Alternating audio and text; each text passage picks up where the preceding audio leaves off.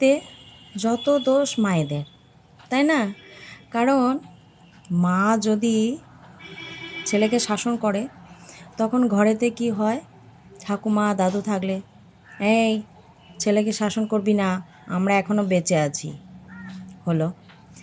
এরপর কি হয়, যদি কিছু খারাপ কিছু করে, বাচ্চারা যদি দুষ্টুমি করে, তখন কি দোষ হয়, মা কিছু শেখায়নি, মা কিছু ভালো কিছু শেখায়নি, তাই এরকম করছে।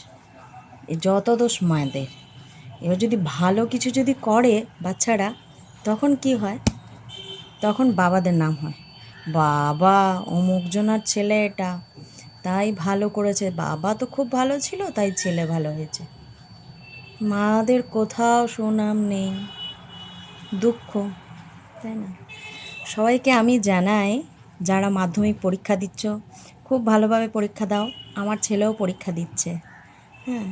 সবার কাছে আমার শুভকামনা রইল, সবাই ভালোভাবে পরীক্ষা দাও।